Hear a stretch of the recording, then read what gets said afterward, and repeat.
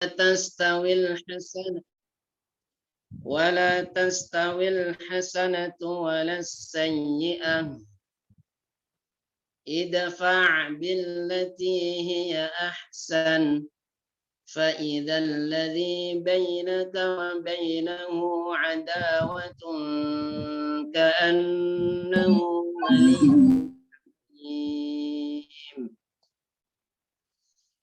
وما يلقاها إلا الذين صبروا وما يلقاها إلا ذو حظ عظيم.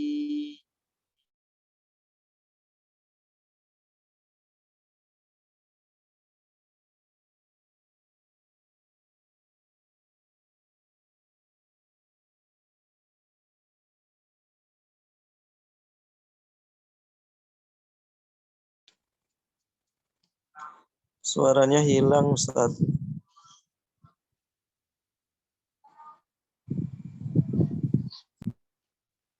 Tahu-tahu mati itu dimatikan.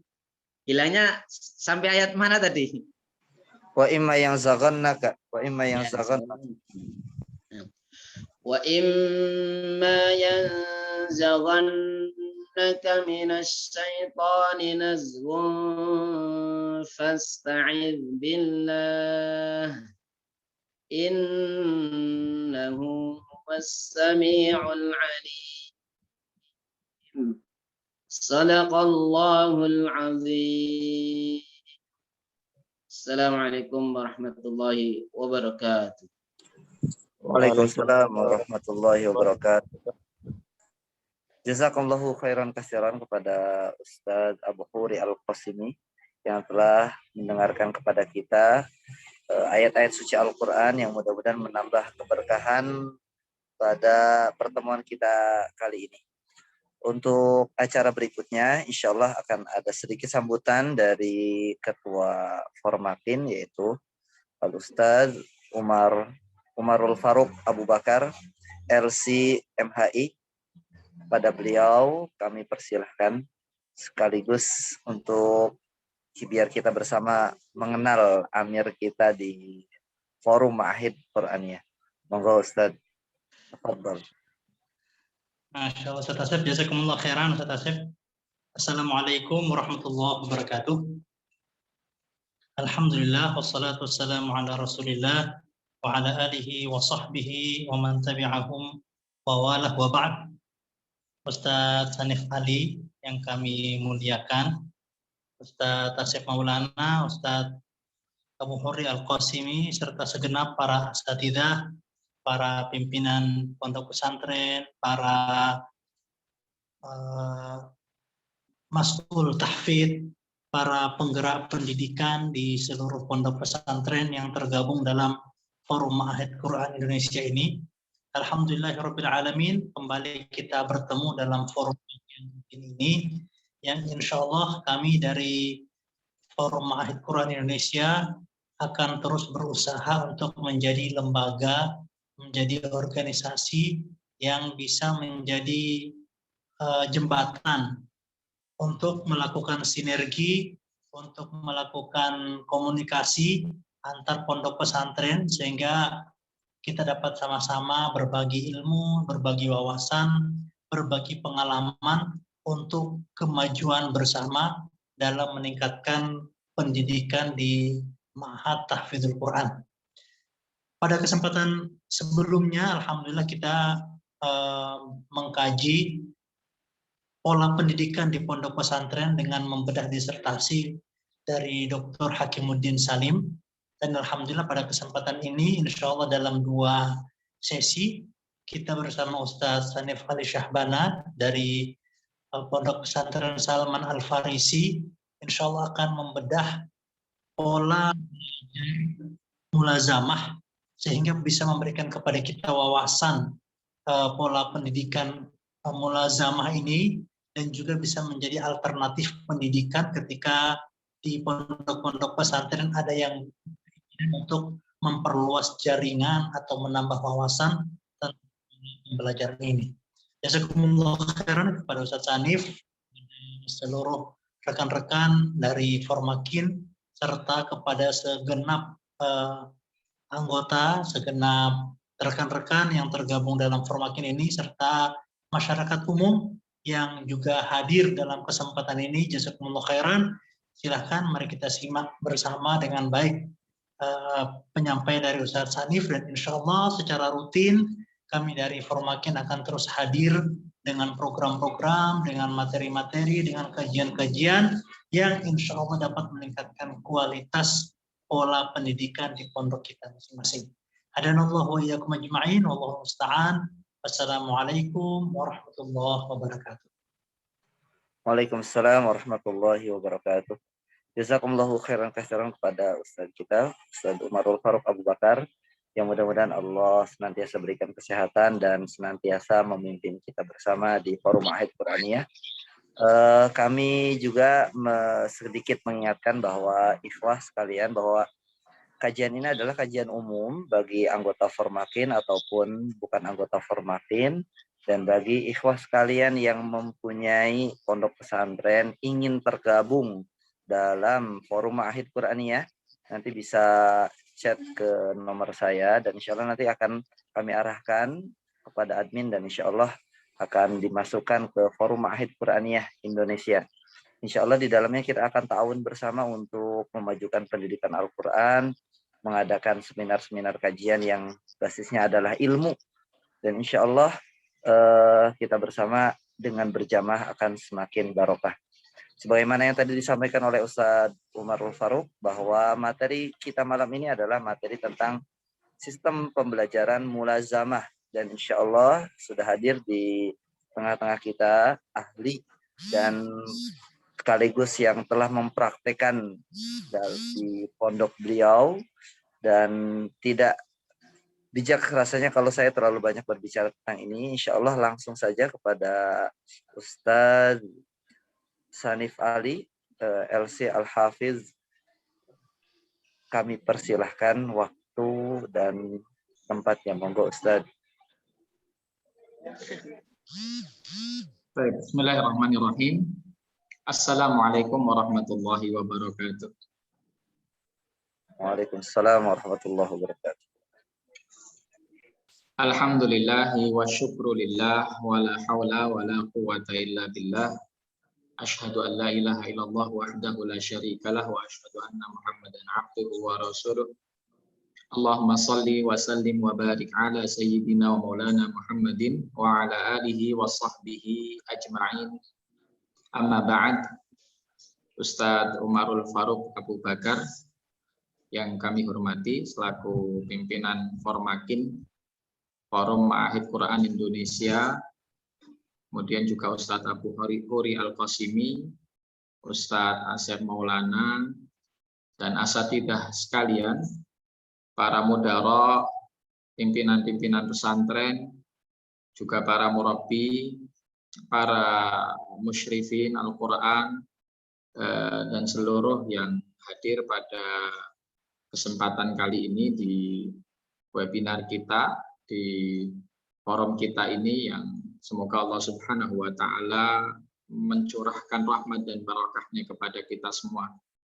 Alhamdulillah, atas izin Allah Subhanahu wa Ta'ala, di malam hari ini kita dipermudahkan untuk bisa bermuajahah online, meskipun jarak kita mungkin terpisah-pisah, tapi alhamdulillah melalui media ini kita bisa saling bertatap muka dan bisa saling bersilaturahim.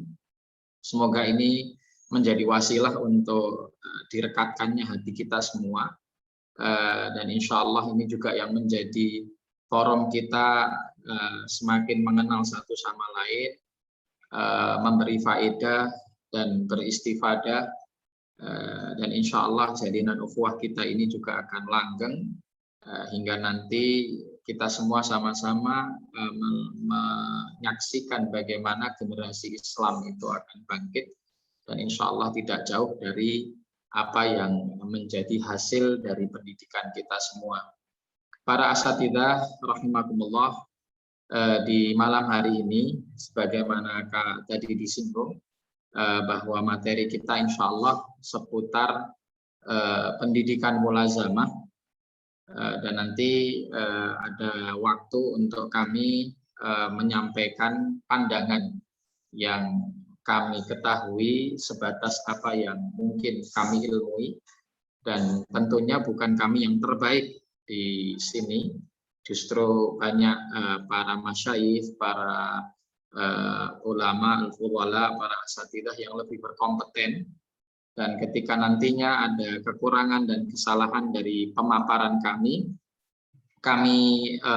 berharap untuk kami diluruskan, dan kami sangat bersenang hati seandainya dari para masyayikh sekalian memberikan faedah-faedah yang tentunya akan bermanfaat bagi kita semua.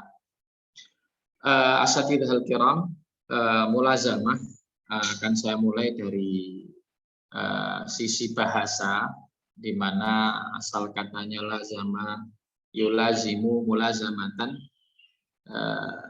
yang artinya lazama syai', seseorang yang membersamai sesuatu atau kebersamaan sesuatu dengan yang lainnya di waktu tertentu, ya. Yang artinya mulazamah kalau dalam konteks pendidikan adalah seorang murid yang melazimi dan membersamai gurunya dalam jangka waktu tertentu, ya. Dan ini terkait masalah jangka waktunya memang tidak ada dhawabit ataupun ketetapan yang baku di antara para ulama. Bahkan ketika seseorang itu dalam ilmu hadis, ya, kita mengenal ketika sudah pernah ketemu saja thubutul liqa antara seorang murid dengan guru, ya, dan pernah mendengar satu hadis darinya, maka cukup baginya untuk bisa dianggap sebagai seorang murid dan meriwayatkan dari guru tadi. Nah, tentunya dalam makna pendidikan, semakin lama seorang murid melazimi seorang guru, semakin dia menjadi sosok yang lebih berhak untuk mewarisi ilmu dari gurunya tadi. Maka kita sama-sama tahu Imam Asy-Syafi'i, di antara murid senior beliau yang banyak melazimi beliau ada Imam Al-Buwaiti, ada Imam Ar-Rabi, kemudian juga kita mengenal ada Imam Al-Muzani, yang kemudian banyak dari keilmuan Imam Syafi'i itu bisa diambil dan diakses dari murid-murid tersebut. Para asatidhal kiram, memang kalau dari sisi bahasa ini maka hampir setiap proses pendidikan dan pengajaran yang melibatkan guru dan murid ketemu dalam satu waktu, terkhususnya lagi pesantren, ya, di mana kita sama-sama tahu pesantren mempertemukan antara guru dan murid bahkan untuk jangka waktu yang cukup lama, ya, maka ini secara pandangan bahasa sudah bisa disebut mulazamah, ya. Jadi fulan lazama syaikhahu, ya, artinya dia membersamai guru tadi, mengambil dari ilmunya untuk jangka waktu tertentu. Dan juga tidak melazimkan secara arti bahasa bahwa mulazamah itu harus berada di masjid atau mungkin harus dalam bentuk halaqah, ya, duduk dalam bentuk halaqah, ya, tidak melazimkan seperti itu, termasuk yang majelisnya itu ada di satu qa'ah ataupun satu kelas, kemudian seorang guru menyampaikan secara langsung keilmuannya dengan didengarkan secara langsung oleh murid-muridnya, maka yang seperti ini pun sudah bisa disebut sebagai mulazamah, ya, secara arti bahasa, ya. Dan dalam hal ini maka hampir mayoritas pesantren kita ini ya bisa disebut sebagai proses pendidikan yang berbasis mulazamah, ya. Tapi ingat ini baru dari sisi bahasa, ya. Sedangkan istilah yang ma'ruf, ya, mulazamah ini lebih kepada satu metodologi ataupun konsep pendidikan dan pengajaran yang dipegang oleh generasi-generasi awal Islam. Kemudian nilai itu turun-temurun diwariskan sehingga menjadi sebuah metode yang ma'ruf dan juga dibukukan oleh para ulama nilai-nilai tersebut di dalam karangan-karangan mereka. Maka mulazamah ini memang lebih mengarah kepada metodologi klasik. Kalau mungkin boleh saya katakan tradisional begitu, yang dari dulu turun temurun dipegang dan diterapkan ya, di proses pendidikan, baik di pesantren atau non pesantren, terutama di pesantren, dan mungkin banyak kita dapati di pesantren-pesantren tradisional atau salafiyah yang kita banyak dapati di Nusantara ini. Ya, jadi sebetulnya ini bukan merupakan konsep yang baru, sudah cukup lama berjalan dan dipraktekkan di mayoritas pesantren di Nusantara. Ya, kemudian konsep ini pun juga bisa kita lihat dan bisa kita telaah di literasi-literasi yang ditinggalkan oleh para ulama. Ya, buku-buku mereka ketika mereka berbicara tentang adab menuntut ilmu, maka tidak akan lepas dari nilai-nilai konsep dan juga sistem pendidikan yang berlaku dari masa ke masa. Ini secara singkatnya, maka mulazamah ini nanti akan kami ringkaskan dengan beberapa nilai yang kami dapatkan baik dalam proses pendidikan yang pernah mungkin kami rasakan, ya, dan juga kami dapatkan di beberapa literasi ulama ketika mereka berbicara tentang adab menuntut ilmu. Yang pertama, mulazamah ini pilarnya yang paling mendasar adalah penguasaan dasar-dasar ilmu. Ya, penguasaan dasar-dasar ilmu tertuang dalam satu ungkapan yang ma'ruf di kalangan para ulama salaf terdahulu ketika mereka mengatakan man lam yutqinil usul hurimal usul. Man lam yutqinil usul hurimal usul. Barang siapa yang tidak menguatkan pendasaran, maka tidak akan sampai kepada tujuan. Ya, jadi secara praktisnya ketika seseorang belajar di level mungkin kita bicara lughah, ya, seseorang yang belajar lughah al-arabiyah di ilmu nahwu contohnya, ketika dia belum menguasai matan al-ajrumiyah yang biasanya dianggap sebagai pembelajaran di level dasar, khususnya di ilmu nahwu, maka hampir tidak mungkin atau hampir akan susah baginya untuk bisa menguasai tingkatan yang lebih tinggi darinya. Seumpamanya masuk di mutammimah al-ajrumiyah, atau mungkin masuk di mulhatul i'rab, atau mungkin masuk di qatrun nada yang secara level kitab ini lebih tinggi dengan pembahasan yang lebih meluas, maka otomatis anak akan kesusahan, ya. Karena apa? Karena dasar yang dia miliki belum begitu kuat, ya. Nah, sebagaimana juga ketika seseorang memiliki dasar bahasa Arab yang lemah, dia belum bisa i'rab, dia belum bisa tentang shorof, ya. Kemudian langsung diajarkan ulum syar'i secara umum, baik akidah atau fikih atau materi-materi lain dengan kitab yang berbasis bahasa Arab, ya. Nah, secara otomatis anak ini tidak akan bisa menguasainya.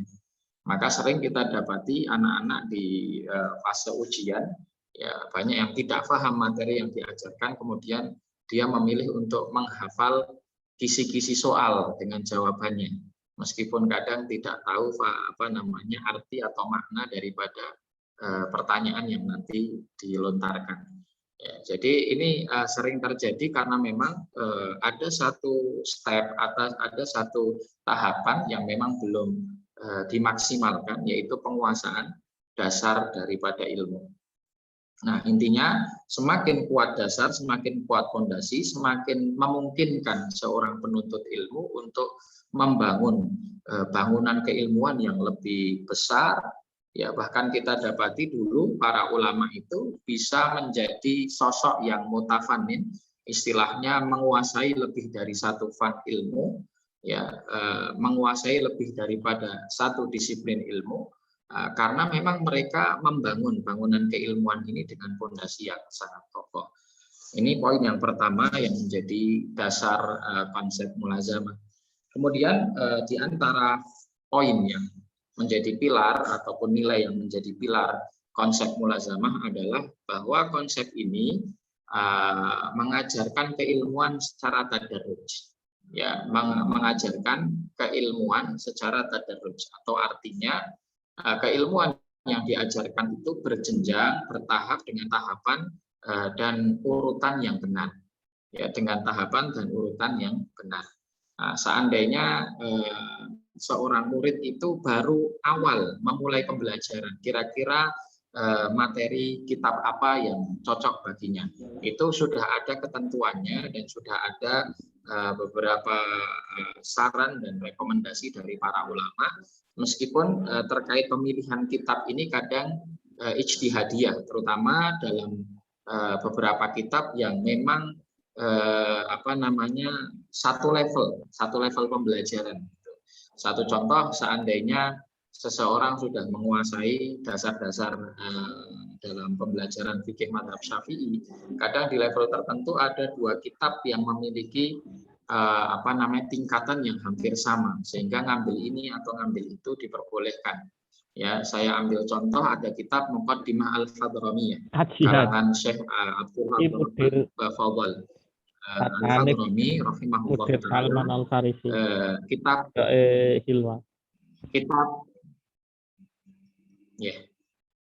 Kitab Muqaddimah Al-Hadramiyah ini selevel dengan kitab Tahrir Tangqihul Lubab yang dikarang oleh Al-Imam Zakaria Al-Ansari. Ya, maka ketika sampai di level tersebut, boleh seseorang ngambil ini atau boleh ngambil itu, dan itu kembali kepada ijtihad para guru atau bahkan kembali kepada tabiat satu daerah mana kitab yang lebih masyhur dipakai. Seperti Muqaddimah Al-Hadramiyah ini lebih masyhur di kalangan penduduk Tarim dan juga Hadramut, sedangkan untuk Tahrir Tangqihul Lubab itu lebih masyhur di kalangan penduduk Tihamah atau penduduk yang berada di tepian Laut Merah begitu. Nah, ini satu contoh, tapi ala kulli hal mereka sepakat bahwa ilmu itu harus diambil secara tahapan dan urutan yang benar. Seperti kita juga mendapati di dalam disiplin ilmu lain, mustalahul hadis masalan, atau misalnya seseorang akan memulai pembelajaran mustalahul hadis dari kitab atau manzumah yang kecil, yang kita kenal dengan manzumah al-Baiquniyah contohnya. Setelah selesai manzumah al-Baiquniyah, maka naik kepada level kitab yang lebih tinggi darinya, ya, bisa mungkin ngambil Baitul Hadits, ya, karangan Al-Imam Ibnu Katsir, atau juga bisa mengambil kitab Nukhbatul Fikar karangan Al-Hafidz Ibnu Hajar Al-Asqalani contohnya, karena memang itu di level pembelajaran setelahnya itu. Jadi tidak bijak rasanya setelah rampung Al-Baiquniyah langsung loncat ke Tadribur Rawi seperti itu. Atau mohon maaf, ketika pembelajaran fikih belum sempat menyelesaikan satu fikih dengan metodologi madhab tertentu, langsung loncat ke Bidayatul Mujtahid, ya. Kayak nampaknya akan menjadikan kesusahan dan hambatan bagi para murid untuk menguasai satu disiplin ilmu. Nah, kita mungkin bisa ibaratkan proses tangga atau tahapan ilmu ini sebagaimana seseorang menaiki atau mendaki sesuatu.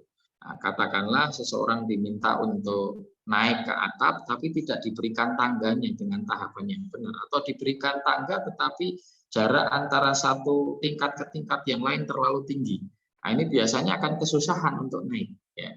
Dan tidak sedikit mungkin yang menyerah dan tidak sampai kepada tujuan karena memang tidak diberi tahapan dan urutan yang tepat.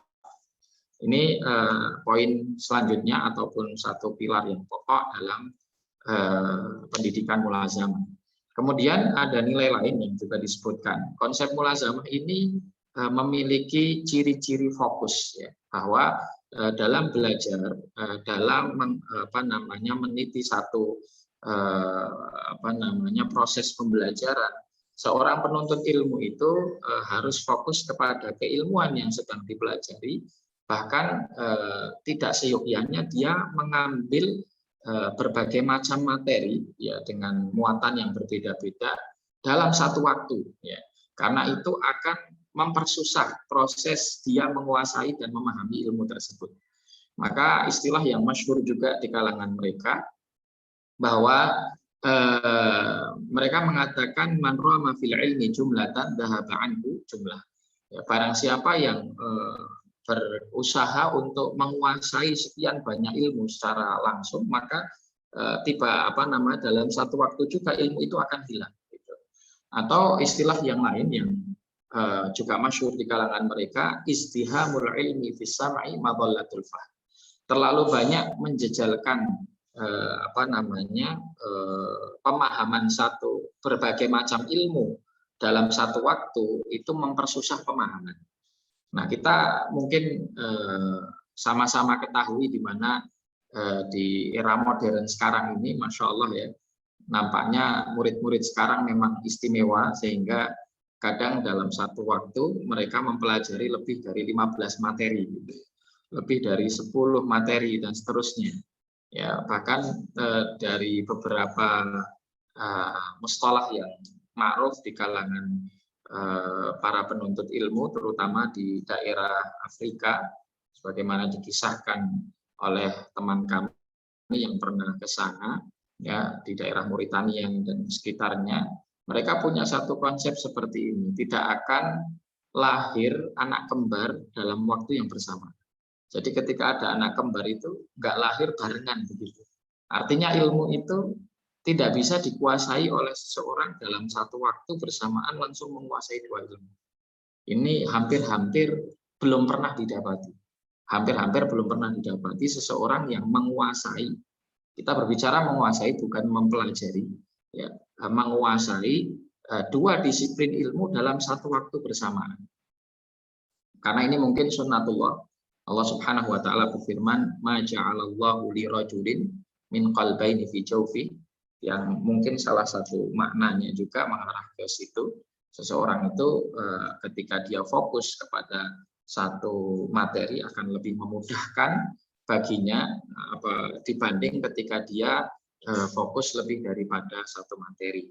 Itu semakin sedikit materi yang dipelajari dengan intensitas yang semakin sering dan rutin, itu akan semakin memudahkan anak tersebut menguasai disiplin ilmu yang dipelajarinya.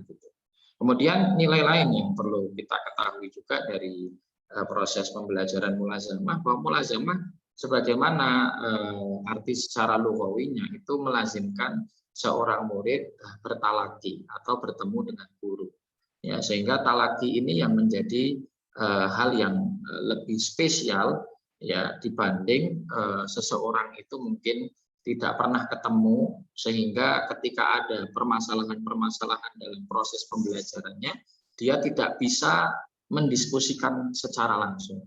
Ya, dan kita juga sama-sama ketahui bahwa agama ini tidak mungkin sampai kepada kita kecuali melalui perantara rijal. Ya, yahmilu hadzal ilma min kulli khalafin uduluhu, seperti itu ya. Sabda Rasulullah SAW bahwa setiap periode, setiap generasi itu ada orang-orang bijak yang memang Allah Subhanahu wa taala titipkan kepada mereka ilmu dan diwariskan turun-menurun. Artinya tidak mungkin seseorang menguasai ilmu itu dari buku saja, ya, atau mungkin istilah kita sekarang mengenal dengan otodidak.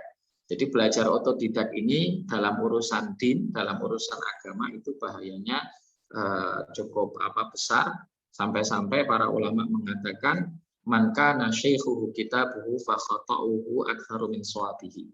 Barang siapa yang bukunya atau gurunya itu adalah bukunya, ya maka kesalahannya akan lebih banyak daripada kebenarannya. Itulah yang menjadi satu nilai dan seakan-akan betul-betul dipegang dari generasi ke generasi untuk mereka mempertahankan orisinilitas daripada ilmu. Dari masalah talaki ini, maka kita juga mengenal ada istilah sanad. Sanad dalam ilmu. Sanad dalam ilmu ini pada hakikatnya bukan hanya sekedar seseorang bertemu dengan seorang syekh, kemudian dia menisbatkan semua yang pernah dia dengar kepada syekh tersebut, tapi lebih lanjut sebetulnya sanad ilmu ini bertujuan untuk merapikan metodologi pembelajaran dan pengambilan ilmu seorang murid kepada gurunya. Ya, dengan adanya sanad ilmu ini maka orisinilitas ilmu Islam bisa terjaga. Ketika ada orang berbicara dengan satu perkataan tanpa bisa merunutkan dari mana dia mendapatkan perkataan tersebut atau memahami perkataan tersebut, maka bisa dikatakan perkataan itu adalah perkataan yang mungkar. Ya, sampai-sampai dulu kita sama-sama tahu salah seorang tabi'in yang mulia Muhammad Ibnu Sirin mengatakan al-isnadu minad-din, ya, sanad itu bagian dari agama kita. Walau lal isnad laqala man syaa ma syaa, kalaulah bukan karena sanad maka seseorang boleh berkata seenaknya sendiri gitu. Nah, dengan inilah kita juga bisa lebih meminimalisir adanya fitnah. Kita sama-sama tahu juga di era modern ini begitu banyak orang mudah berbicara, mudah berkomentar, mudah menghukumi, yang kadang juga menisbatkan kalau dirinya itu orang yang punya kompetensi. Tapi ternyata mendatangkan perkataan-perkataan yang asing dan belum pernah kita dengar dari orang-orang sebelum kita. Nah, ini problem utamanya karena memang tidak memperhatikan permasalahan sanad. Ya, tidak memperhatikan permasalahan sanad, dari mana dia mengambil ilmu, dari mana dia mengambil pemahaman. Ini termasuk hal yang mendasar juga dalam nilai mulazamah. Kemudian yang terakhir, ya, mulazamah ini bisa dikatakan adalah satu konsep yang punya keseimbangan, ya, keseimbangan, dan di antara ciri khasnya adalah konsep mulazamah ini mengedepankan adab sebelum ilmu. Mengedepankan adab sebelum ilmu. Maka sebelum anak-anak ataupun para penuntut ilmu memulai proses transfer keilmuan, proses transfer maklumat, maka harusnya lebih dulu dia menertibkan adabnya. Ya, menertibkan adabnya, karena adab ini ibarat pupuk, ya, pupuk bagi tanah, ya, untuk nantinya menyuburkan tanah tersebut dan siap untuk dicocoki tanam. Ya, perkataan Imam Nawawi dalam kitab At-Tibyan, ya, yatibul qalbu lil ilmi kama tatibul ardu lizzira'ah. Bumi itu atau tanah itu, tanah yang subur itu akan mudah untuk dicocoki tanam, sebagaimana hati yang baik, hati yang subur istilahnya mudah untuk nanti ditanami ilmu. Maka media ilmu itu pada hakikatnya adalah hati. Dan hati butuh untuk dikondisikan dulu sebelum kita tanamkan kepada hati tersebut keilmuan. Nah, ini nanti secara diskusi mungkin bisa kita bahas, bahwa nanti di praktek pendidikan, terutama di pesantren, kita sering mendapati anak-anak yang memiliki akhlak bermasalah dalam tanda kutip biasanya juga punya problem juga di dalam masalah keilmuan dia gitu. Kemudian keseimbangan yang tadi saya singgung dalam proses pendidikan mulazamah ini, dalam proses transfer ilmu, mulazamah ini seimbang antara mengambil materi baru kemudian dengan pengulangannya. Ya, jadi bukan hanya yang penting setiap hari ada materi baru. Ya, kita dapati banyak proses pembelajaran itu yang penting ngasih materi tambahan, materi tambahan, materi tambahan tanpa pernah diulang yang sebelumnya. Ya, pada hakikatnya ketika kita ingin sampai kepada penguasaan ilmu yang sempurna, kita butuh mengikat ilmu. Kita butuh mengikat ilmu itu sedikit demi sedikit.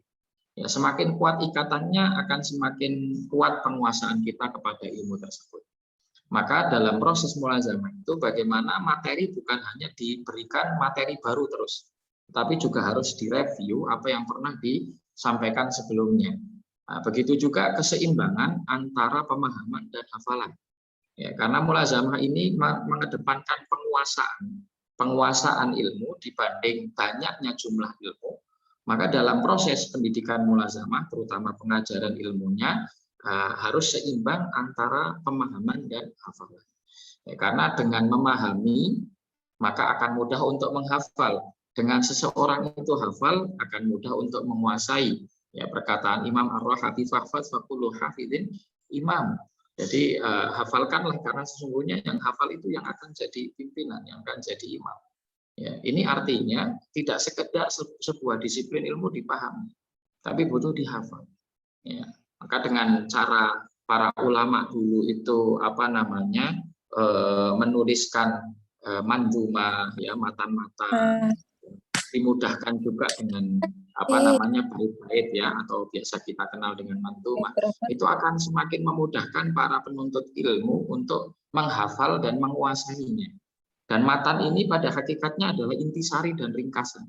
Maka kita mengenal di matan-matan yang level dasar, ya, mungkin ada matan-matan yang kadang hanya terdiri dari 16 bait.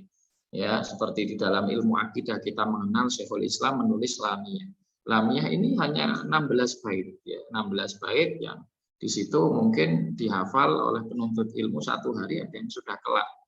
Nah, nanti di level yang lebih lagi ada yang menuliskan lebih dari 30 bait.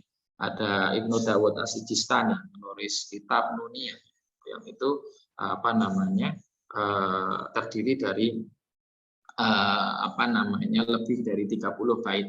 Ya, dan nanti lebih banyak lagi. Ketika kita berbicara tentang setiap disiplin ilmu pasti ada yang namanya alfiyah. Ya, alfiyah ini seperti matan dalam lughah Arabiyah ada Alfiyah Ibnu Malik. Ya, kemudian di ilmu hadis ada Alfiyah Iraqi, ada Alfiyah Suyuti. Ini adalah alfiyat dalam ilmu hadis. Kemudian kita juga dalam fikih kita mengenal ada Alfiyatuz Zubat dalam fikih Syafi'i dan alfiyat-alfiyat yang lain. Para ulama dengan kehebatan ilmunya mereka mampu meringkaskan intisari ilmu tersebut dengan bentuk matan tadi. Dan kita hanya menikmati ringkasan tersebut dengan menghafalnya serta memahami isi kandungannya. Ya, inilah kunci-kunci untuk kita bisa menguasai disiplin ilmu yang mungkin sedikit demi sedikit lama-lama nanti akan menjadi banyak. Dari satu disiplin ilmu sampai kepada disiplin ilmu yang lain, yang sampai kepada level kitab atau level seseorang itu menjadi mutafanin dalam ilmu. Ya, karena nanti kita sama-sama tahu juga dalam derajat ijtihad itu ada yang mujtahid madhab, ada yang mujtahid mutlak, itu kan ada level-levelnya. Yang artinya kadang seseorang hanya mujtahid di dalam satu disiplin ilmu tertentu tapi belum boleh beristihad di dalam disiplin ilmu yang lain. Tapi ketika sudah berbicara tentang istilah mujtahid mutlak, maka dia boleh beristihad dalam segala. Dan itu yang mungkin kita kenal dari sosok Imam 4 dari 4 madhab yang kita ketahui. Madhab Hanafi, Imam Nu'man bin Thabit, kemudian juga Imam Malik bin Anas, Imam Ahmad bin Idris Asy-Syafi'i dan Muhammad bin Idris Asy-Syafi'i dan Imam Ahmad bin Hanbal. Nah, ini mereka semua adalah mujtahidin mutlak, ya, yang tidak membutuhkan kaidah orang lain ataupun bersandar kepada ilmu orang lain untuk mereka bisa mengambil kesimpulan dari sebuah hukum syar'i. Para asatidzah rahimahumullah, ini 5 pilar inilah yang kami ringkaskan dari gambaran konsep mulazamah, ya. Konsep mulazamah. Jadi ketika sudah sampai kepada istilah, bukan sekedar murid ketemu guru, tapi lebih dari itu, nilai-nilai yang diterapkan di situ apa? Ya, apakah pembelajarannya tadi menguatkan pendasaran kitab, pendasaran ilmu, ataukah dia keburu-buru karena mengejar target kurikulum? Ya, jadi karena kurikulumnya 1 semester harus selesai kitab tertentu sampai bab tertentu, murid paham tidak paham, yang penting selesai. Nah, ini bukan itqan dalam hal ini. Kemudian apakah konsep itu menyederhanakan materi dengan jumlah yang sedikit atau justru jumlahnya banyak? Ya, semakin jumlahnya sedikit semakin mendekati kepada nilai mulazamah. Kemudian apakah pembelajarannya itu mengedepankan adab atau yang penting belajar, ya. Nah, kemudian juga tadi ada yang terlewat ya dalam mulazamah ini juga keseimbangan antara ilmu dan amal. Bukan hanya di dalam masalah penguasaan ilmu, tapi juga dalam praktek. Bagaimana setiap ilmu yang dikuasai harus sambil dipraktekkan. Sebagaimana para sahabat dulu belajar, mereka belajar 10 ayat, kemudian difahami, dihafalkan, diamalkan, seperti itu. Kemudian nambah lagi 10. Jadi memang bersamaan, sambil berilmu, sambil beramal. Bukan yang penting ilmu dulu, amalnya belakangan. Ya, ada istilah yang ma'ruf, hatafal ilmu bil amal fa in ajabahu wa illa tahad. Ya, perkataan Imam Malik. Ya, ilmu memanggilmu untuk beramal. Ketika kita menjawab seruannya, maka insya Allah dia akan bersama kita. Kalau kita tidak menjawab seruannya, artinya tidak beramal, maka dia akan pergi. Asatidhal kiram rahimakumullah, ini saya pikir hal-hal yang paling mendasar dan pokok. Terkait teknis, maka mulazamah kami sampaikan tidak lazim dengan berbentuk halaqah, tidak lazim di masjid, tidak lazim mungkin dengan jumlah tertentu, karena ada yang memahami berarti mulazamah itu perbandingannya harus sedikit ya Ustaz, antara 1:6, 1:7. Tidak melazimkan demikian. Ya, bahkan perbandingan jumlah yang banyak pun bisa kita katakan mulazamah, asalkan nilai-nilai yang tadi kami sebutkan itu wujud di dalamnya. Ya, maka tidak sedikit ada diskusi di antara beberapa pengajar ataupun pendidik yang mereka menanyakan, Ustaz, kami pernah menilik satu model mulazamah di satu pesantren. Kemudian kami melihat di pesantren lain termasuk pesantren antum. Kok ada perbedaannya? Kok di sini begitu, di sini begini? Nah, mungkin perbedaan itu bukan di pokok, bukan di hal-hal yang mendasar yang tadi kami sampaikan, tapi perbedaannya di teknis. Nah, teknisnya memang ada tidak selalu mulazamah itu kami katakan tadi hanya di masjid, atau tidak selalu harus ground di lantai ya, duduk dengan bersilah di lantai. Ya bisa jadi dengan sistem meja dengan kursi, itu bisa juga dengan mulazamah, asalkan nilai-nilai yang tadi kami sebutkan itu.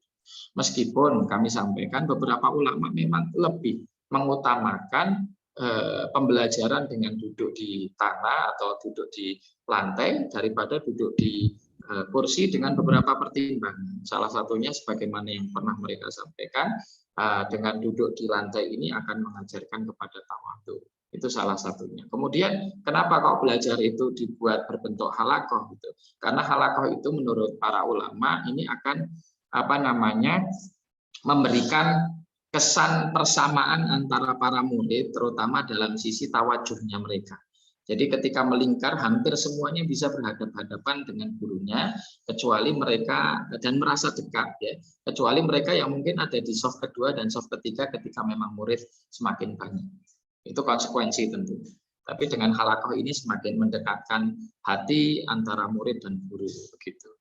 Nah, kemudian juga hal yang penting yang perlu kita ketahui, kesuksesan dalam belajar itu ketika semua rukun pembelajaran ini kuat. Ya. Dan kita berbicara masalah mulazamah baru berbicara di dalam sisi konsep.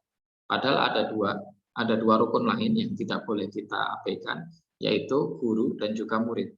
Guru dan juga murid. Jadi ketika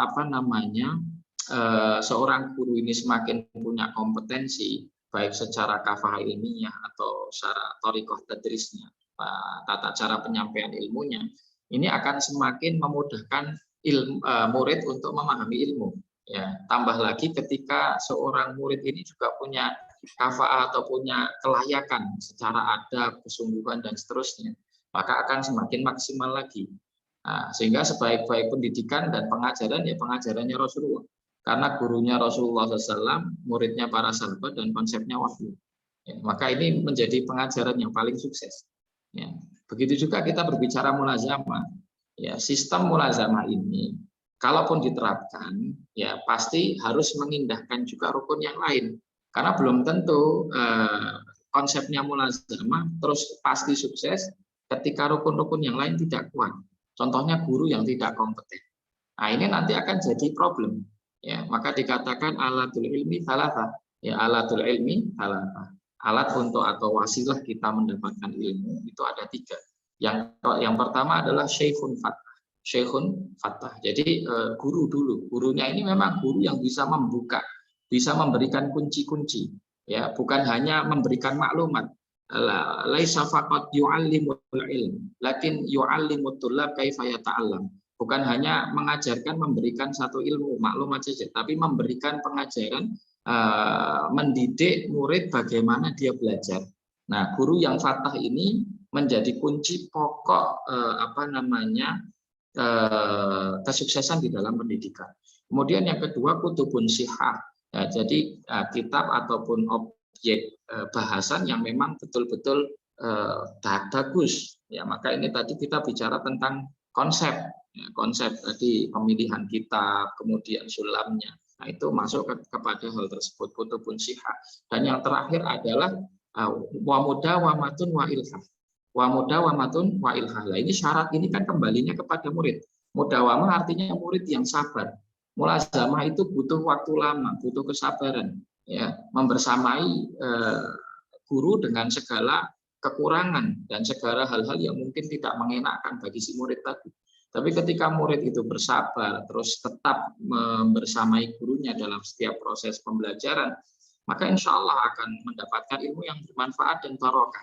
Nah, dan juga ilhah di sini adalah mujahadah, kesungguhan, ya, kesungguh-sungguhan dalam menuntut ilmu. Maka 3 kunci ilmu yang disampaikan oleh para ulama ini kembalinya kepada 3 rukun yang paling asas tadi, guru, kemudian konsep, dan yang ketiga adalah murid.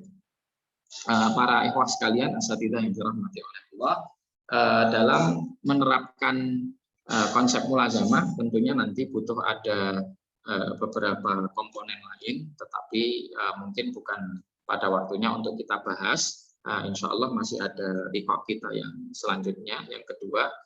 Kemudian banyak hal juga yang mungkin perlu kita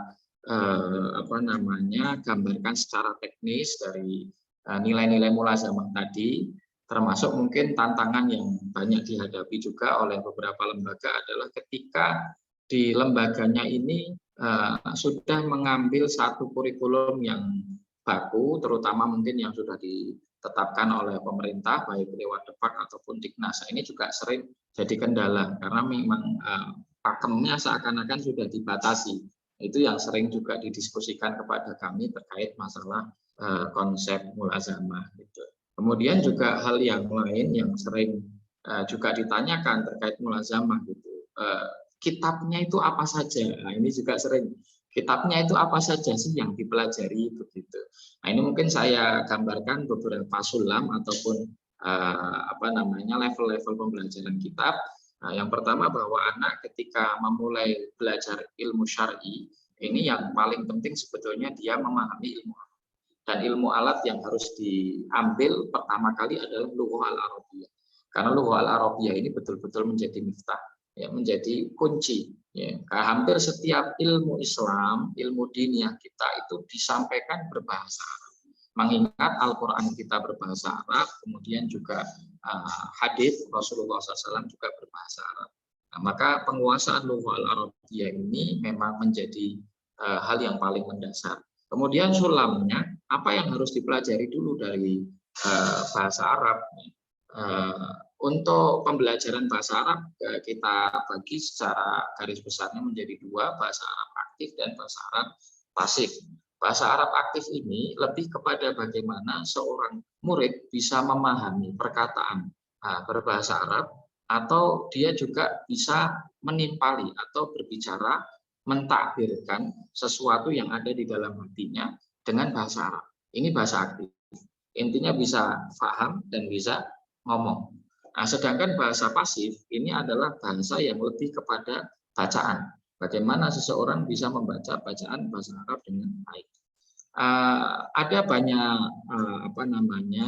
pendapat terkait masalah step ataupun langkah mana yang harusnya didahulukan. Apakah pasif dulu atau aktif? Ya, ada asumsi yang mengatakan kalau aktif ini sudah didahulukan bagi orang Ajam seperti kita yang asal dasar kita bukan orang Arab. Ada yang mengatakan bahwa ketika didahulukan bahasa pasif sebelum bahasa aktif, maka akan menjadikan orang itu tidak berani untuk berbicara. Karena nanti terlebih dahulu belajar kaidah-kaidah nahwu, kaidah-kaidah sorof, dan ketika mau ngomong takut salah. Ini. Kemudian ada yang mengatakan juga orang yang memahami bahasa aktif terlebih dahulu sebelum bahasa pasif, ya, ini akan menjadikan proses pembelajarannya semakin jauh dan kadang belum sampai kepada intisari pokoknya. Padahal intisari pokoknya adalah memahami nas-nas syar'i, baik itu Al-Quran, Sunnah ataupun kutubnya para ulama. Ya, maka kita mungkin juga memang melihat ada beberapa lulusan pesantren dia bisa berbahasa Arab dengan lancar ngomong, tapi ketika sudah buka kitab ya bacaannya amburadul begitu. Ya kaidah nahwunya rusak, itu i'rabnya kacau. Itu mungkin bisa juga kita dapati demikian. Maka wallahu alam, ini kami belum bisa merekomendasikan, hanya saja dulu ketika kita melihat bagaimana proses pendidikan salaf, terutama para ajam, ya, orang non-Arab, sebetulnya Arab aktif itu masuknya di level dasar. Ya, mungkin kita bisa katakan di level anak-anak usia dini. Ya, anak 6 sampai 12 tahun itu mereka sudah belajar bahasa Arab meskipun mereka orang non-Arab. Nah, di kita ini ada kemunduran. Bahwa bahasa Arab itu baru dipelajari setelah anak masuk pesantren. Bahkan banyak yang mereka belum pernah yang pernah di pesantren dan tidak bisa menguasai bahasa Arab. Ini jadi musibah. Ya, la aktif wala pasif gitu ya. Tidak menguasai yang aktif, pasif pun tidak gitu. Nah, ini jadi musibah. Anak sekian tahun di pesantren tapi tidak bisa bahasa Arab gitu. Maka ketika di level pendidikan dasar anak sudah menguasai bahasa aktif, dan itu justru fase yang paling ideal bagi mereka menguasai bahasa aktif. Di level setelahnya ketika anak menjelang balik atau balik itu akan lebih mudah lagi untuk mereka menguasai bahasa umur 6-12 tahun, Pak. Nah, ini akan menggabungkan antara dua kegalauan tadi, mana yang lebih didahulukan begitu. Nah, terus kemudian setelah bahasa memang nanti baru mengambil disiplin ilmu yang menertibkan pola berpikir anak-anak. Ya. Rangka berpikir anak-anak ini harus dibentuk, dan itu yang paling baik adalah belajar dasar-dasar fikih. Karena fikih ini akan membentuk pola berpikir anak di dalam memandang syariat dia. Karena dengan fikih ini akan merapikan cara dia memahami satu dalil, tidak mudah menghukumi dan seterusnya. Ya, ini tentunya setelah dipelajari adab-adab ya. Jadi setelah adab itu selesai, anak itu punya himmah yang baik, niatnya ikhlas, punya kecakapan dan punya perangai yang menyenangkan, maka baru nanti masuk ke situ. Dan yang terpenting lagi adalah anak ini bisa menghormati gurunya. Ya, bisa menghormati gurunya, karena anak yang belum bisa menghormati gurunya hampir tidak mungkin dia bisa menguasai ilmu. Ya, perkataan para ulama dinukil oleh Imam Nawawi, al ilmu harbun lil fata al muta'ali kasayri harbun lil makanil ali. Ilmu itu akan menjauh dari anak muda yang sombong, sebagaimana aliran air itu akan menjauh dari tempat yang tinggi. Nah, ini jadi setelah adab rampung, kemudian lughah Arabiyah, alangkah lebih baik dimulai dengan silsilah di fikih gitu. Kenapa kok fikih dulu bukan akidah begitu ya? Mungkin ini jadi satu pertanyaan. Badihiyat atau hal-hal yang mendasar di dalam masalah akidah sebetulnya setiap mukmin sudah memiliki. Dari nilai-nilai tauhid, kemudian ta'zim, kemudian mahabbah, itu hampir setiap muslim memiliki, terutama ketika dia mendapatkan pendidikan-pendidikan yang terkait dengan iman dari sejak kecil. Gitu. Tapi kalaupun tidak, maka itu sebetulnya masuk di dalam pendidikan akhlak dan adab di awalnya. Karena tidak mungkin anak dia itu sampai kepada ikhlas, dia sampai tawadhu, kecuali ada ta'zim kepada Allah, kecuali dia ada mahabbah kepada Rasulullah SAW dan seterusnya. Begitu. Nah, kalaupun memang harus menyampaikan hal-hal yang terkait dengan teori akidah, maka alangkah lebih baik dicukupkan di dalam penjabaran arkanul Islam dan arkanul iman. Ini akan lebih menyederhanakan ya, apa yang nanti didapat oleh anak. Jadi fikih ini penting menjadi sebuah tahapan untuk menertibkan kerangka berpikir anak, terutama pembelajaran fikih dengan metodologi madhab Allah Ta'ala. Kemudian setelah itu baru perkuatan di dasar-dasar ilmu yang lain seperti usul fikih, kemudian juga mustalahul hadis, kemudian juga belajar ilmu waris. Setelah semua dasar-dasar keilmuan termasuk qawaid fiqhiyah juga sudah diambil, paling tidak dasar-dasarnya saja yang biasanya itu hanya matan-matan kecil, tapi sudah betul-betul menggambarkan cakupan dan pemetaan daripada disiplin ilmu yang dipelajari. Baru nanti seorang murid menguasai selangkah demi selangkah ilmu-ilmu yang lain, karena banyak disiplin ilmu yang dia itu berdiri di atas dasar-dasar disiplin ilmu yang lain. Satu contoh saya ambil adalah ilmu tafsir. Ilmu tafsir ini adalah satu disiplin ilmu yang berdiri di atas disiplin ilmu lain. Orang tidak akan bisa menguasai tafsir sampai dia menguasai lughah Arabiyah, sampai dia memahami usul tafsir, yang biasanya juga nanti akan terikat dengan usul fikih. Kemudian dia tidak akan menguasai tafsir sampai dia paham tentang fikih, karena banyak ayatul ahkam di dalam Al-Quran gitu, dan hal-hal yang lain. Artinya untuk sampai dia itu bisa memahami pembahasan fikih harus melalui mukadimah ilmu yang lain. Inilah yang kita katakan sebagai tadarus. Dan ilmu itu sebetulnya saling terkoneksi satu sama lain. Maka ketika dia mempelajari satu ilmu ini, melazimkan untuk mempelajari ilmu yang lain dan dirangkai agar pemahamannya sempurna. Apabila tidak, maka akan terjadi kekacauan di dalam memahami satu hakikat dari agama. Nah ini para ikhwah sekalian, asatidhal kiram. Kemudian kita berbicara tentang masalah esensi. Apa sih pentingnya mulazamah? Buat apa sih mulazamah? Nah, saya ilustrasikan mungkin dengan gambaran yang sederhana, bahwa mulazamah ini adalah mendidik seseorang menjadi dokter dalam urusan agama. Sedangkan mungkin metodologi lain lebih kepada tazkif atau pemberian thaqafah. Ya, thaqafah ini ibaratlah mungkin seperti apoteker atau perawat, di mana dia mengetahui beberapa bagian daripada ilmu kesehatan, atau ilmu kesehatan itu secara garis besar dan global. Tapi tentunya ketika sudah sampai kepada sampai kepada resep ataupun diagnosa, tentunya dia bukan pihak yang berhak untuk memberikannya. Begitulah hakikatnya sekarang ketika kita belajar menggunakan metodologi yang mungkin tadi yang penting pernah belajar ini, yang penting pernah baca dan seterusnya. Yang muncul adalah mutsaqafin, orang-orang yang punya thaqafah. Oh, saya pernah dengar masalah ini, oh saya pernah dengar masalah itu, tapi tidak menguasai.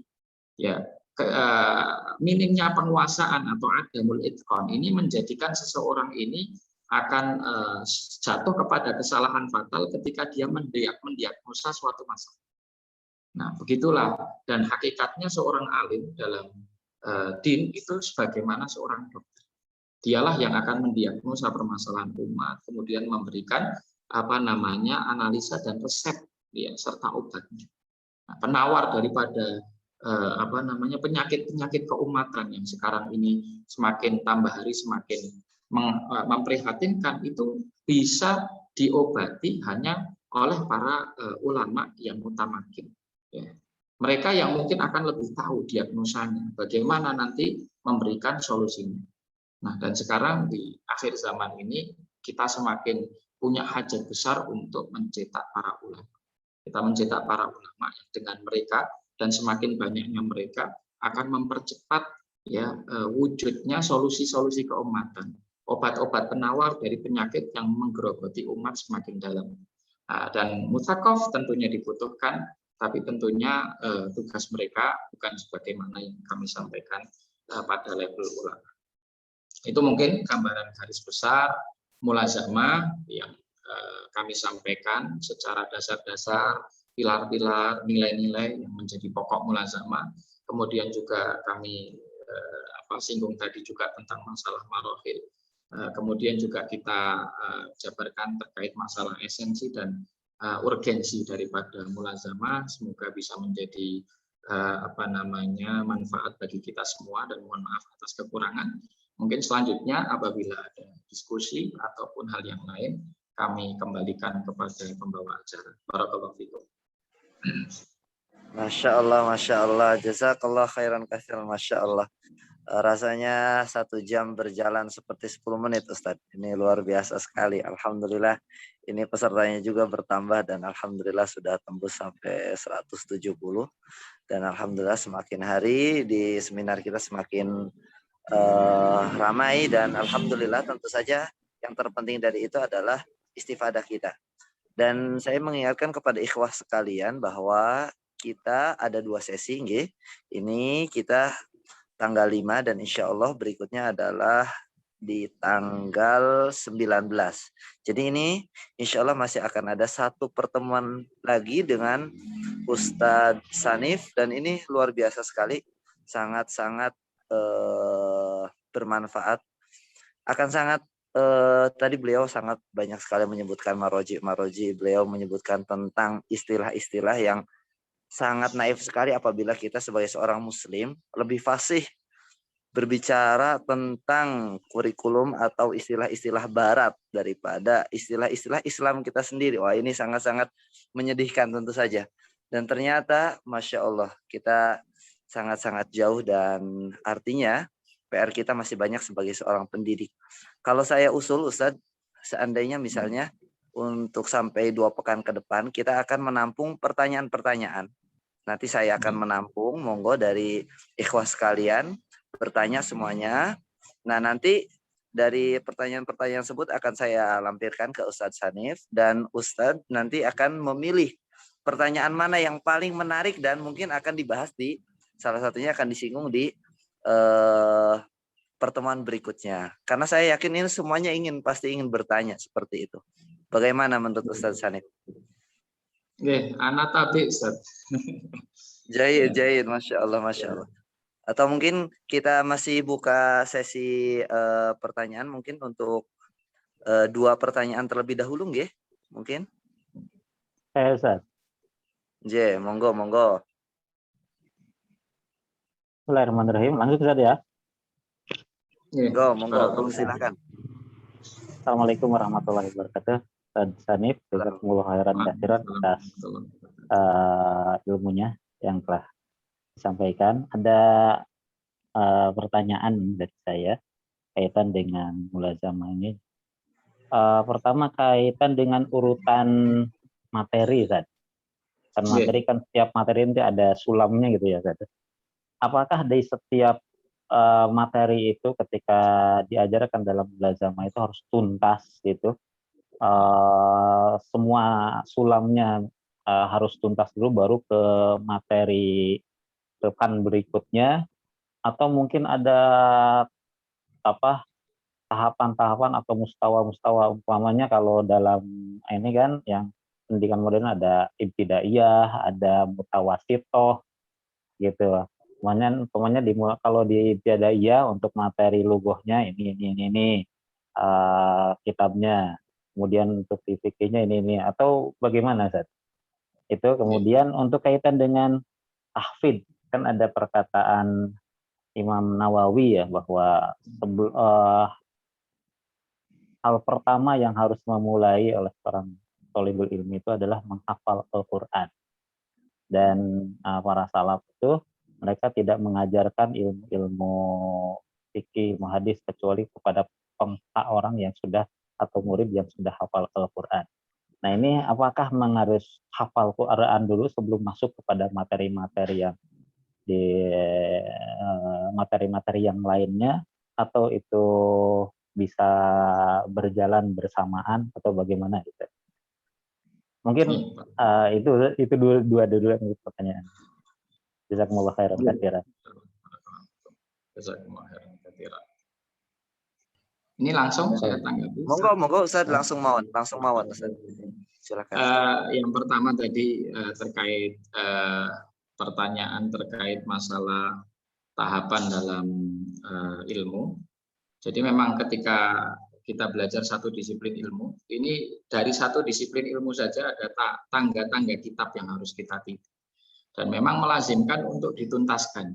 Karena ketika tidak tuntas ya dalam kajian di kitab tersebut, maka akan menjadi kendala ketika dia naik ke level setelahnya. Gitu.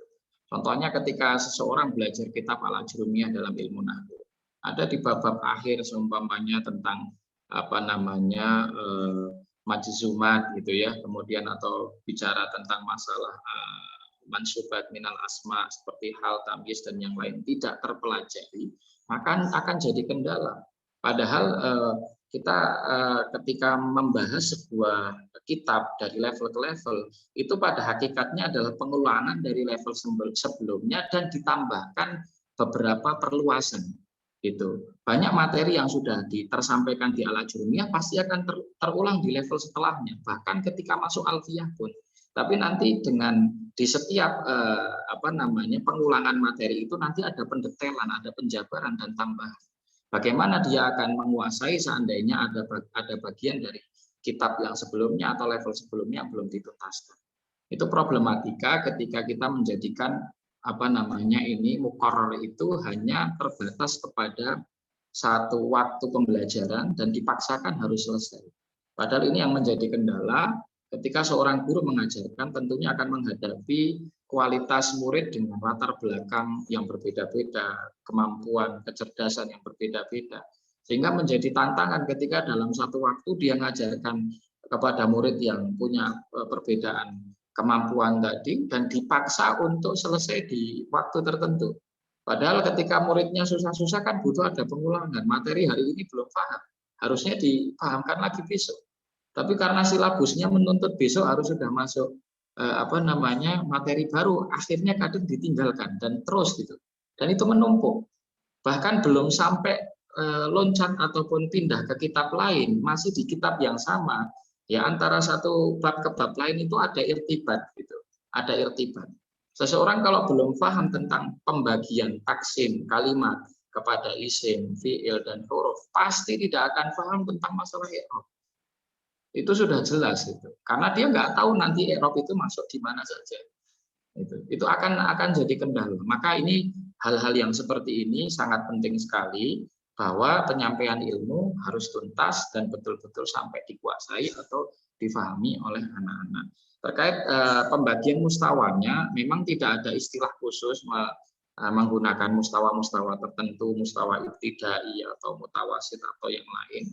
Hanya memang mereka lebih mendudukkan bahwa ada memang mubtadiin, istilahnya gitu, mustawal mubtadiin, itu pemula. Yang kadang pemula ini juga stepnya panjang gitu.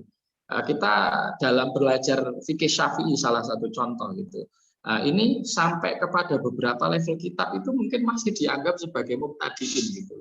Kalau boleh saya gambarkan beberapa sulam yang direkomendasikan oleh para ulama, belajar fikih Syafi'i itu pertama memulai dari kitab Safinah, contoh Safinatun Najah. Kemudian nanti naik kepada matan yang mungkin lebih merinci lagi terkait masalah ibadah, yaitu ada namanya Muqaddimah Shaghir atau Mukhtasar lagi kalangannya Syekh Abdullah. Kemudian selanjutnya dianjurkan untuk belajar matan Abi Suja. Kemudian selanjutnya dianjurkan untuk belajar Muqaddimah Al-Hadrami atau Muqaddimah Al-Kabir. Yang semuanya ini ternyata masih di dalam mubtadiin gitu. Kita nganggap bahwa 4 kitab itu sudah tinggi, tapi ternyata enggak, masih dalam mubtadiin gitu. Bahkan di level setelahnya ketika seseorang belajar kitab seperti Al-Yaqut, An-Nafis, kemudian ada seperti kitab yang tadi kami sebutkan, ya, Tahrir Tanqihul Lubab, kemudian di level atasnya ada Alfiyatul Zubat atau ada kitab Umdatus Salik, itu ternyata belum dikatakan seorang murid ini menguasai mazhab Syafi'i. Ya, masih ada level atasnya, dan sampai level itu ternyata menurut kaidah pembelajaran mazhab itu belum masuk pembelajaran dalil di situ. Ya, padahal kalau sekarang ada yang kadang mempelajari Imam Syafi'i langsung ngambil kitab Kifayatul Akhyar karena memang mungkin di situ ada penjabaran dalil ya. Nah, itu jadi ini mungkin hal yang butuh kita pahami juga, karena ulama dulu kenapa kok merekomendasikan sebuah metodologi, karena metodologi ini mujarrab. Metodologi itu mujarrab. Tidak sampai kepada penguasaan fikih Syafi'i secara sempurna sampai seseorang menguasai Minhajut Thalibin kalangan Imam Nawawi. Itu satu contoh. Jadi mustalah-mustalah tadi seperti ibtidai, kemudian mutawasit dan yang lain, ini memang bukan satu yang lazim, dan memang nanti terkait apa yang harus diberikan, sebetulnya saya melihat bukan hanya dari mustawa umur, tapi juga kafaah. Gitu kafaah. Ada anak yang dia kafaahnya bagus meskipun mustawa umurnya masih kecil. Ya, seperti dulu Imam Syafi'i umur 11 tahun sudah belajar muwatta sama Imam Malik karena istimewa. Begitu. Tapi mungkin ada anak yang umurnya 20 tahun belum berhak untuk kita ajar bahkan di dalam beberapa matan kecil daripada beberapa kitab. Karena memang tidak pernah belajar dengan pembelajaran yang tepat gitu. Nah, ini maka dilihat nanti mustawa anak itu dari sisi umur dan juga kafaah. Itu nanti pembelajarannya seperti itu. Masalah mungkin nanti mubtadiin dan yang lain, tentunya setiap lembaga ingin membuat sebuah kurikulum untuk SMP. Ya, pasti pertama yang ditarik adalah apa? Dari sisi umur. Umur anak SMP itu biasanya 12 tahun, 13 tahun contohnya. Kemudian yang kedua pasti akan melihat input. Inputnya seperti apa, syarat masuknya bagaimana. Itu mempengaruhi bagaimana kurikulum yang nanti akan kita bangun. Gitu. Jadi tidak bisa saya katakan bahwa di level ini kitabnya harus ini itu enggak, tapi dilihat nanti sisi-sisi yang lain sampai ketemu nanti anak umur sekian, mustawanya sekian, cocoknya diberi. Itu. Kemudian masalah Quran tadi saya kurang paham terkait perkataan yang disampaikan oleh Imam An-Nawawi, atau mungkin tepatnya saya belum mendapati yang nasnya seperti itu. Akan tetapi ada hal penting bahwa banyak dari para sahabat ini yang belum menghatamkan Al-Quran sampai Rasulullah SAW wafat. Menghatamkan hafalan ya. Bahkan yang dikatakan yang sudah menghatamkan 30 juz hafalannya kepada Rasulullah SAW itu hanya beberapa gelintir sahabat. Yang kemudian sahabat-sahabat setelahnya seperti Abdullah bin Umar dan banyak sahabat lain, Abu Hurairah, itu justru menghatamkan kepada sahabat yang lain. Mukri di kalangan mereka itu kan sebetulnya jumlahnya nggak banyak. Seperti Ubay bin Ka'ab, Zaid bin Thabit, dan yang lain. Nah artinya kalau melazimkan bahwa harus hafal dulu, ternyata di level sahabat pun yang kemudian nantinya mereka menjadi seorang faqih, menjadi seorang alim, tidak mempelajari sebuah disiplin ilmu sampai mereka hafal dulu itu tidak. Sebetulnya bisa berbarengan. Tapi yang kami pahami dari kelaziman yang harus dijalani oleh seseorang, jangan memulai ilmu apapun sebelum dia memulai Al-Quran. Itu ya. Dan ada beberapa penelitian dari para ahli sejarah, terutama ketika mempelajari konsep pendidikan di level kutab di beberapa negara ajam non Arab ya, seperti di Afrika atau juga di Andalus. Ternyata mereka mendahulukan pembelajaran bahasa Arab sebelum Al-Quran, karena mereka menganggap bahwasanya dengan belajar bahasa Arab akan memudahkan bagi mereka untuk mempelajari Al-Quran. Wallahu ta'ala.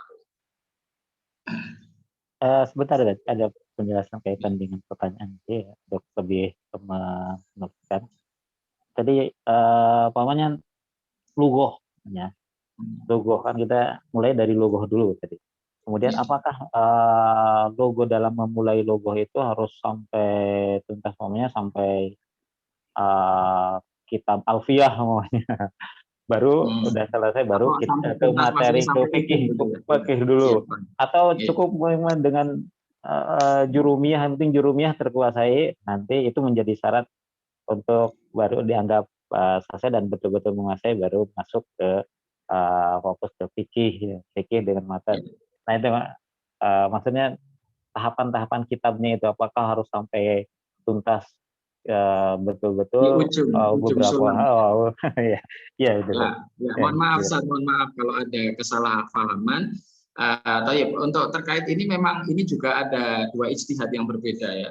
Sebagaimana dulu kita ketahui para ulama kita di Nusantara ini, mereka mengatakan jangan belajar dan baca buku apapun sebelum menguasai Alfiyah. Itu mereka dulu kaidahnya gitu.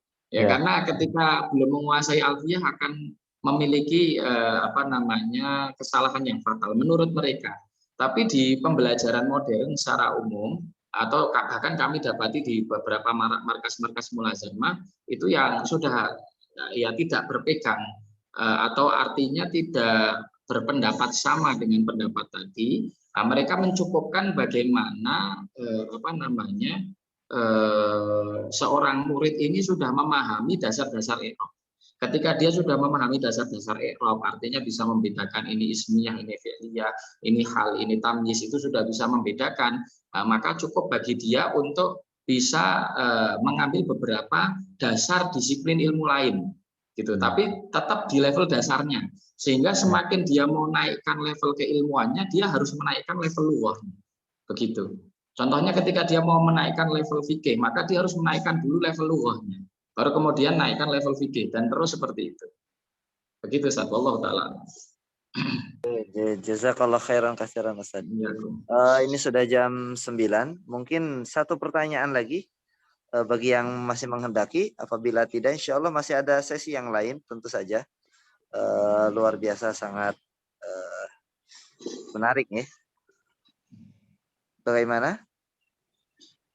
Masya Allah, luar biasa. Ada lagi? Monggo, silakan. Dengan siapa, di mana? Waalaikumsalam. Yang di chatting Mas Ustaz. Pertanyaan yang di chatting. Pertanyaan yang di chatting. Oke, pertanyaan yang di chat luar biasa banyak sekali. Monggo mungkin Ustadz Sanif apabila bisa mengaksesnya langsung. Terutama ini adalah kebanyakan yang problem apabila berbenturan dengan kurikulum Diknas dan Depak yang sebagaimana tadi Ustaz Sanif juga sudah menyampaikannya, ya. Apakah mau dibahas hari ini ataukah di pertemuan berikutnya? Monggo. Dipilihkan salah satu aja Ustaz untuk ditanyakan di sini, nanti kami tanggapi gitu. Oke. Ya, yang paling sekarang wakil ya, yaitu adalah ketika contoh adalah kita pembelajaran di SMP gitu. Di SMP itu sedangkan ada jam-jam yang harus kita selesaikan, baik itu matematika, bahasa Indonesia, dan tentu saja itu mengambil waktu yang sangat-sangat banyak sekali. Di samping itu kita juga menginginkan pembelajaran secara mulazamah ini, tadarruj ini berjalan. Kira-kira Ustaz Sanif mungkin bisa menjamak dua hal ini atau memberikan solusi bagi kita terutama. Jazakallah khairan. Barakallahu fikum.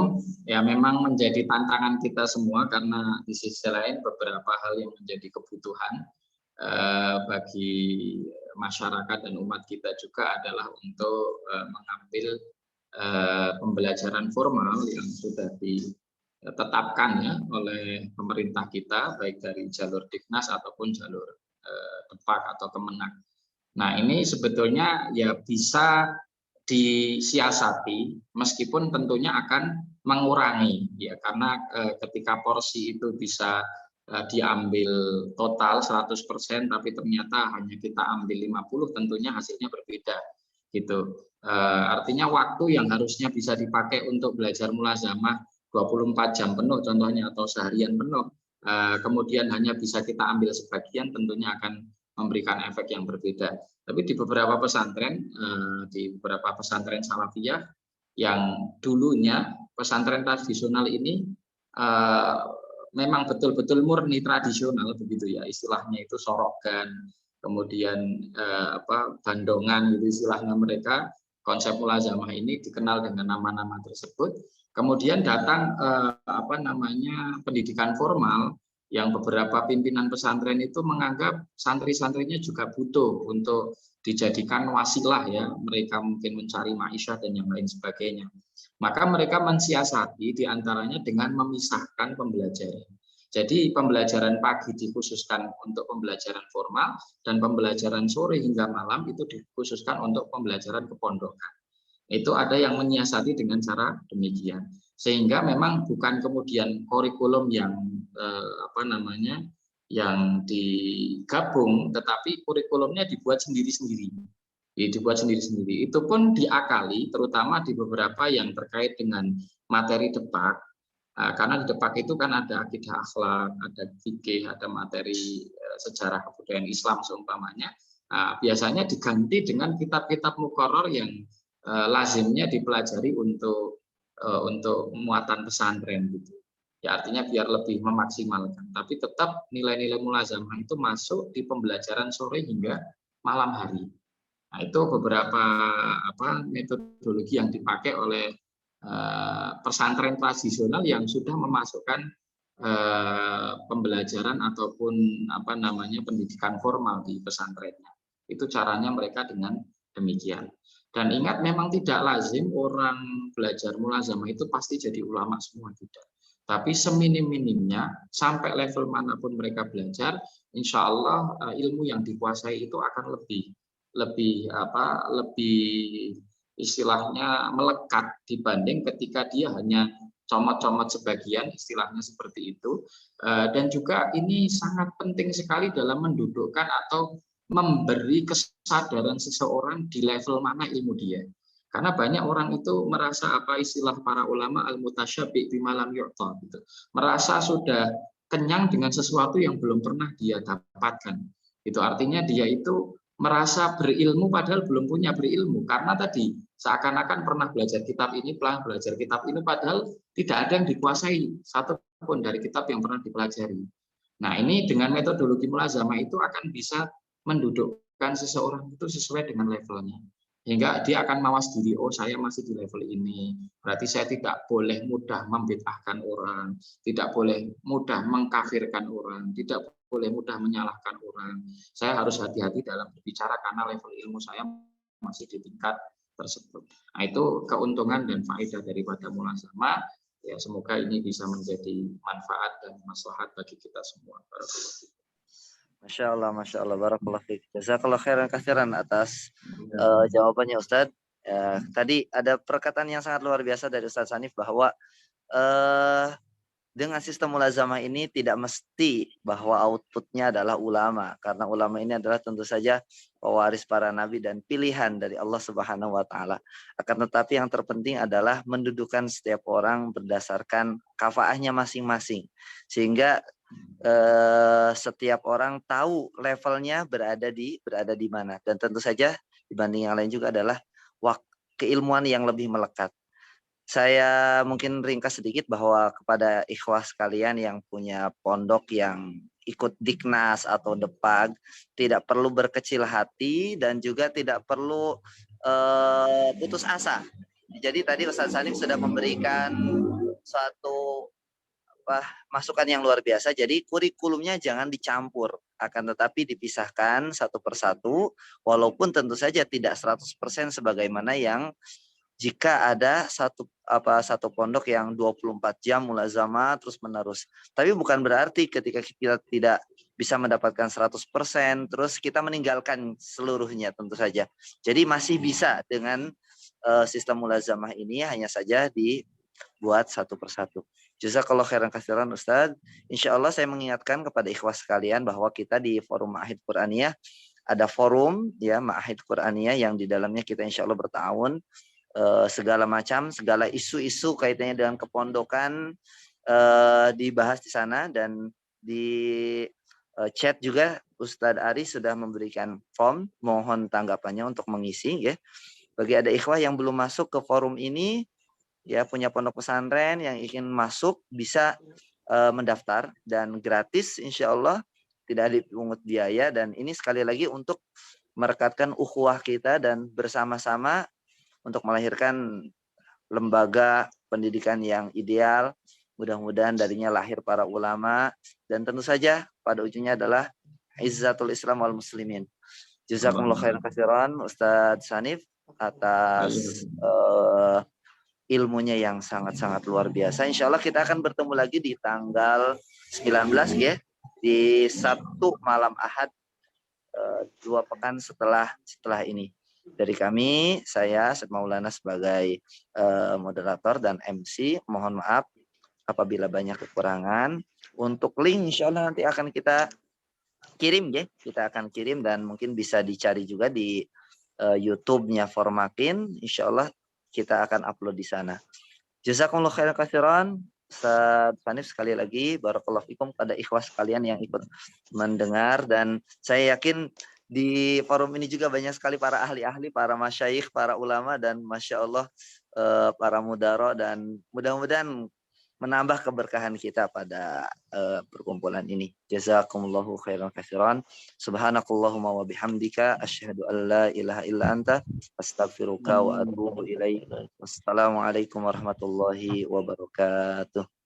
Waalaikumsalam. Waalaikumsalam warahmatullahi wabarakatuh. Jazakumullah khairan Ustaz. Jazakallah khair Ustaz Hanif. Walidin lain. Barakallahu fikum. Barakallahu fikum. Barakallahu fikum. Jazakumullah khairan. Jazakumullah khairan. Barakallahu fikum. Fatahallahu alaikumul Islam. Barakallahu fikum Ustaz Hanif. Hayakumullah. Barakallah. Hayakumullah wa iyyakum. Barakallahu fikum Ustaz Hanif. Assalamualaikum.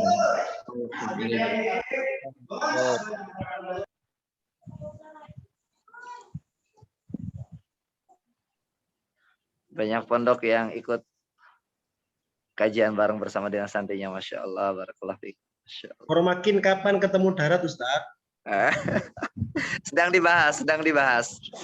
Doakan segera insya Allah, mudah-mudahan. Oh ya. Barakallah. Ustaz Qasim? Halo Ustaz. Sudah kenyang Ustaz? Ya. Lah ngantuk ya, suruh buatin kopi. Masya Allah. Ada mete, ada nastar, ini masih snack-snack lebaran masih. Ustaz Qasim siap jadi tuan rumah. Ustaz.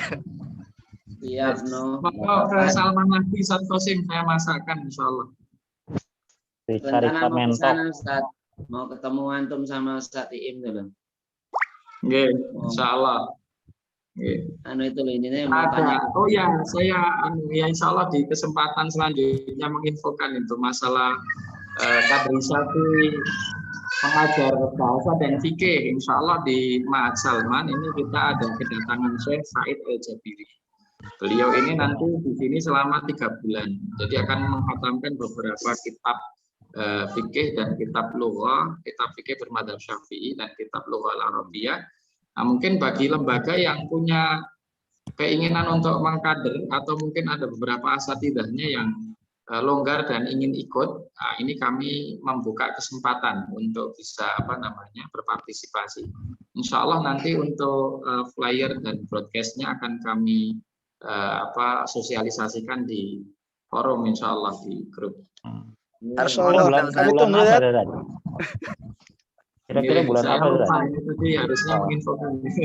Semoga belum banyak yang Saya daftar.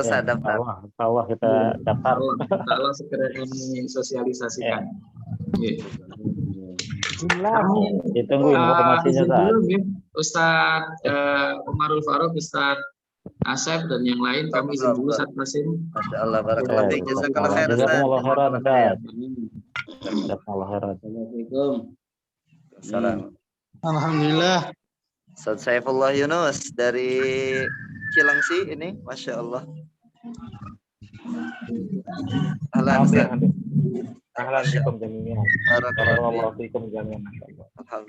Saya Ustaz. Fi hadhil halqah mubarakah. Masya Allah. Jazakallah khair. Ana faqat talib saghir. Tuwailibah. Bal tuwailibana.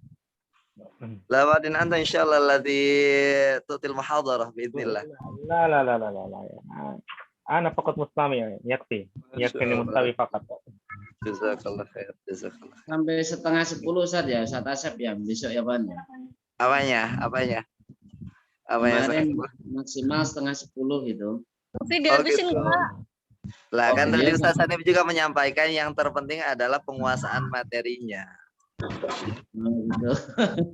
Langsung praktek ini ya. Padahal Ustaz Qasim udah nyiapkan kopinya 1 termos loh. Oh iya. Sampai jam 10. Makanannya sudah dikumpulkan semuanya. Itu udah persiapan berapa toples ini kayaknya. Biasa gede Bang. Udah pesan rica-rica mentoknya tuh, ada kopinya sampai saat. Jazakumullah khairan katsiran ikhwah yang sudah hadir, Masya Allah, jazakumullah khairan katsiran. Mudah-mudahan Allah memberkahi antum semuanya, memudahkan lembaga antum semuanya. Ya. Afwan, izin mematikan ya. Nggak usah dimatikan. Saya nunggu soalnya, saya nunggu, saya nggak enak. Bareng-bareng. Terusnya keluar dulu. Oke, barakallahu fiik. Ya, Jazakallahu khair. Baik, jazakallah khairan jami'an ya. Iya, Semoga